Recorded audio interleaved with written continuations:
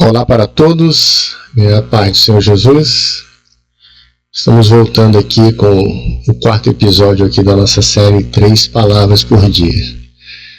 Na realidade deveria ser o terceiro, porque eu não gravei ainda o terceiro, mas eu já escrevi.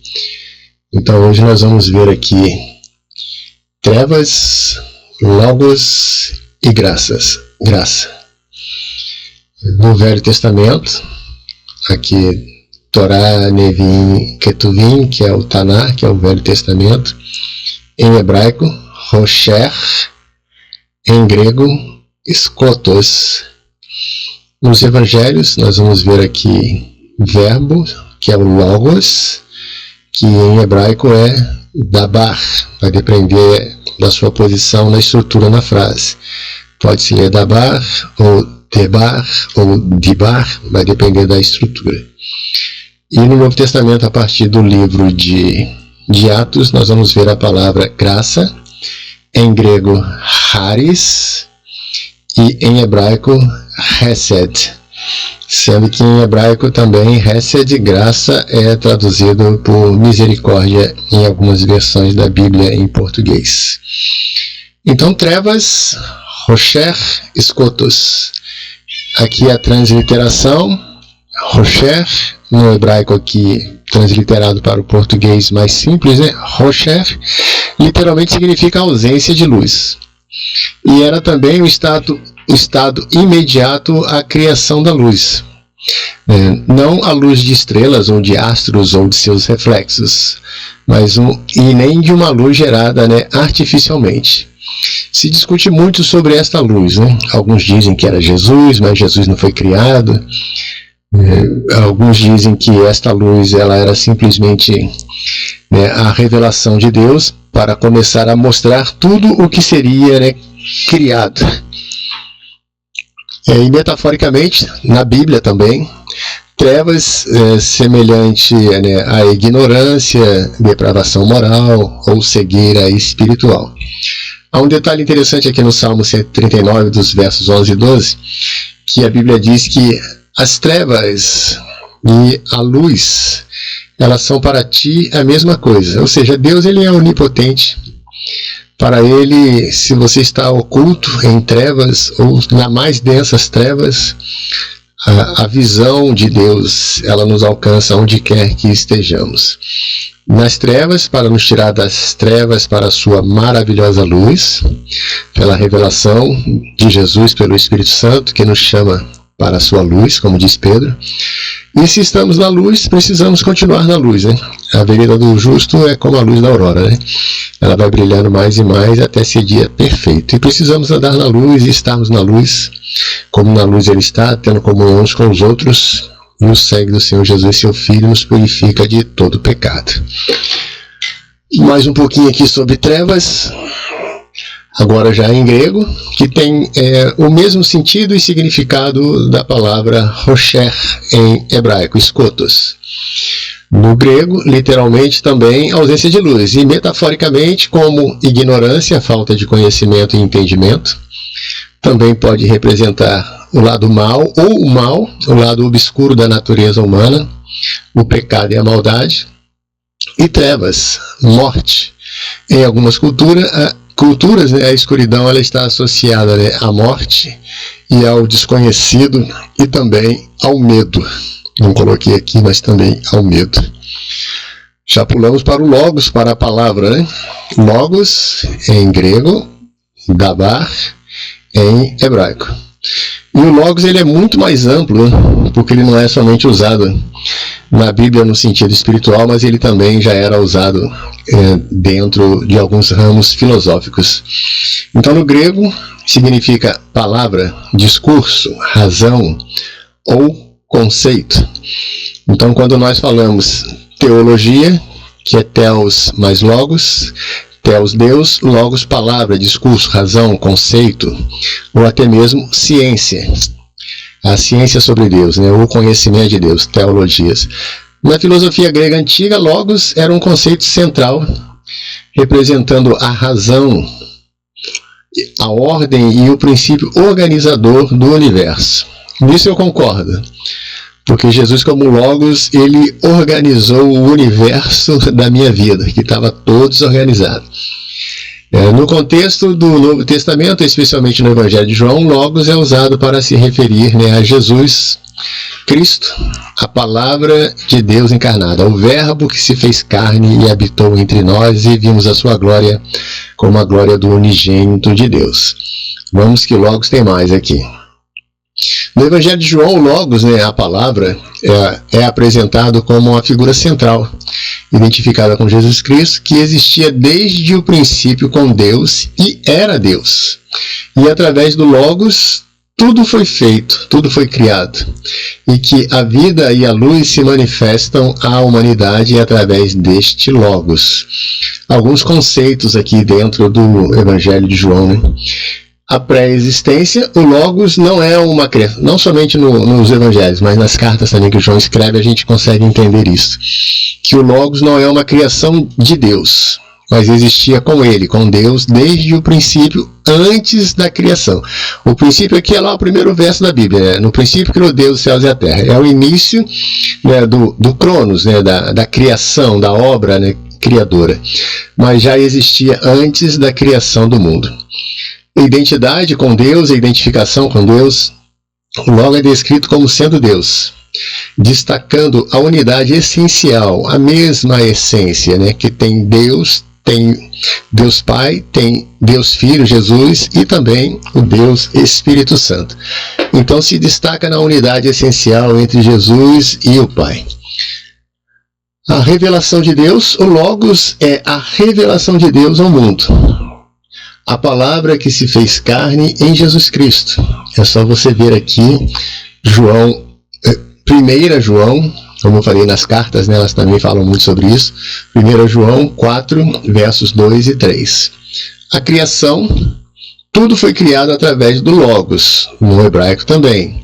Sendo que lá o Logos, dabar, é o verbo bara, que Deus criou, pela sua palavra, mostrando a função criadora e o seu poder. Aqui é muito bom, a gente poderia até estender um pouco mais, falar sobre o Logos, como a voz de Deus que cria e organiza todas as coisas. Vida e luz, o Logos é a fonte da vida e da luz, trazendo salvação, revelação à humanidade. Pode conferir lá em João, capítulo 8, verso 12 e capítulo 9, verso 5. Ele diz que ele é a vida e a vida é a luz dos homens. Então, nós vamos ver lá o Logos como a vida e a luz. Influências no contexto do Logos joanino, que está relacionado aqui ao Evangelho de João e as cartas de João. Quando eu falar João, entende-se evangelhos e cartas. A filosofia grega, é claro que o mundo em que viveu João e os apóstolos, ele teve uma influência dos gregos, também dos romanos. Dos gregos, acho que ela foi muito mais forte, que era o helenismo, tornando-se também helenístico por onde passava.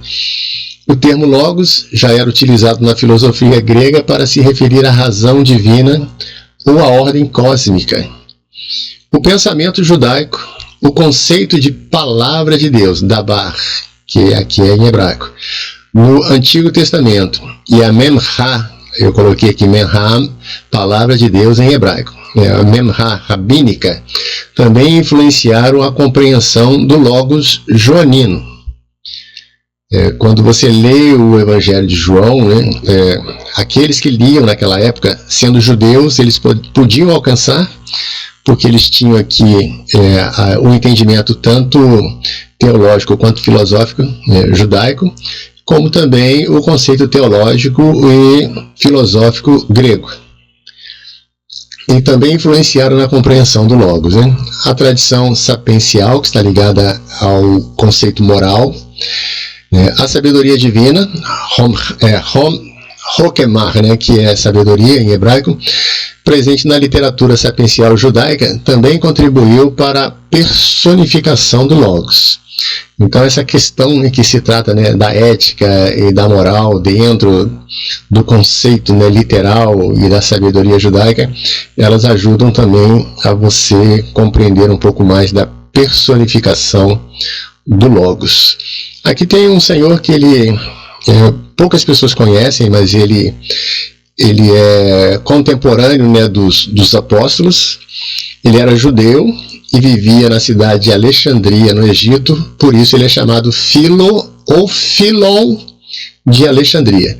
Era um filósofo judeu do século I, buscou conciliar a tradição judaica com a filosofia grega. É o que vai acontecer depois, lá para frente, com Tomás de Aquino e outros, né? Novamente, né, a filosofia grega, ela vai voltar, né, a influenciar o cristianismo. Particularmente o pensamento de Platão e dos estoicos. Para ele, o logos, termo grego para a palavra, razão ou discurso, desempenha um papel crucial na relação entre Deus e o mundo. Para Filo de Alexandria, o logos é o princípio divino intermediário entre Deus e o mundo. Não está muito distante do conceito joanino, né? Porque Jesus é o mediador, né, entre Deus e nós. É uma espécie de força criadora e razão universal que age como um mediador e um intérprete da vontade divina. Ele combina elementos da filosofia grega com conceitos estoicos de logos, com o pensamento judaico, especialmente a ideia de sabedoria, Hokmah. Vamos ver aqui o próximo. Alguns aspectos, né, do logo aqui que é trabalhado por Filos, né, logos, né, palavra, né, ou verbo. Ele dizia então que era intermediário divino. Logos é visto como uma entidade que se situa entre Deus, o transcendente, e incognoscível, e o mundo material. A força criadora, Deus cria o mundo através do logos.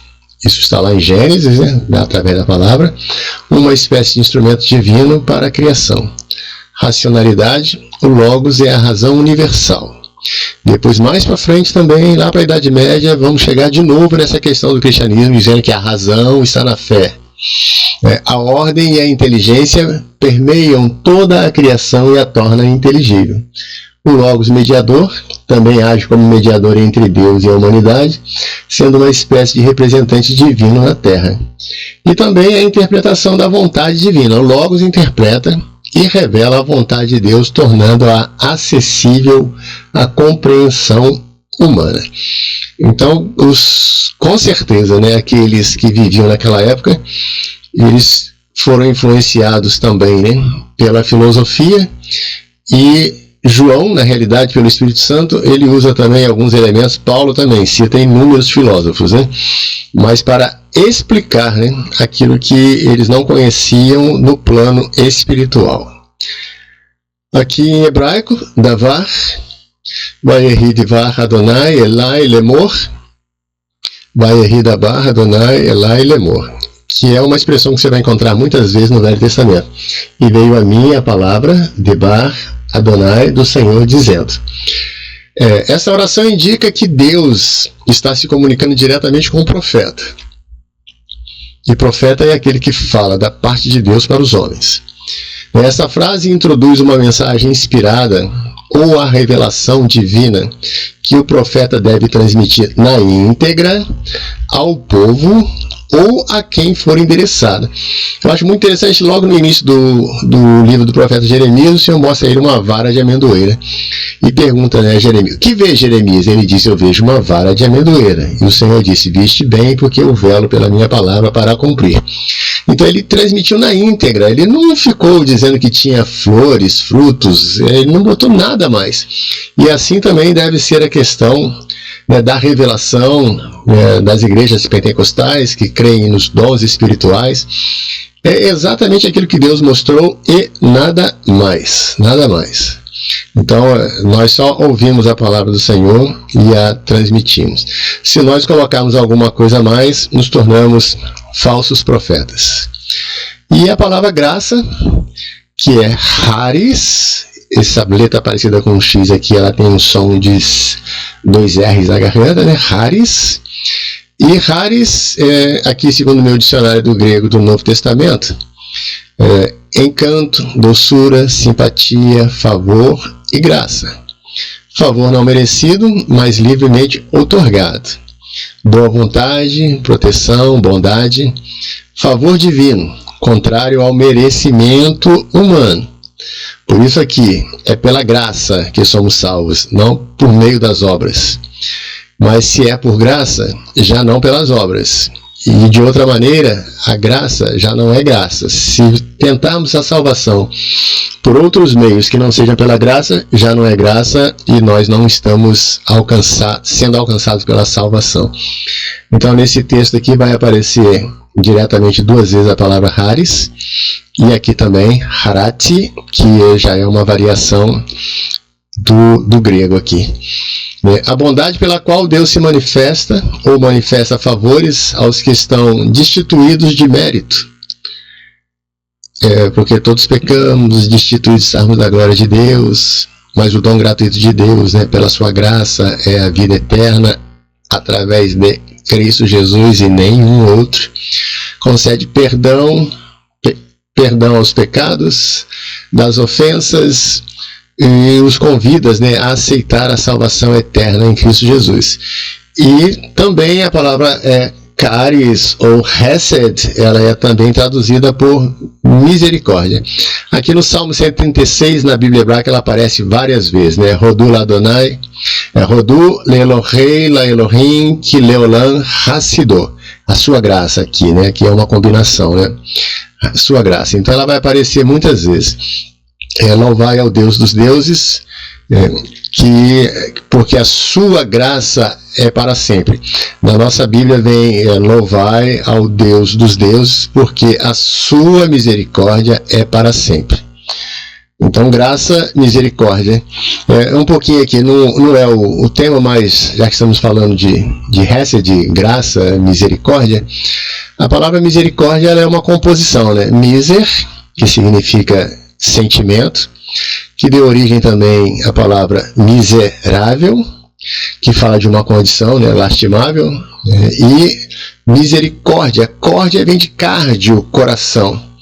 E quando nós estamos no nosso estado de miserável, clamando pela graça, pela misericórdia do Senhor, nós estamos pedindo, Senhor, sente o que o meu coração, cardio, córdia, está sentindo. E o único que conhece o que o nosso coração está passando é o Senhor Deus, pois Ele nos criou, e Ele pede que entreguemos em suas mãos o nosso coração. Então, miser, sentimento, miséria, e cardio, coração. O Senhor, Ele sente, porque do Senhor, é aquele que é o nosso resgate, Aqui estão alguns livros que eu usei para retirar aqui esse assunto. Você pode printar, aconselho que você possa adquirir alguns.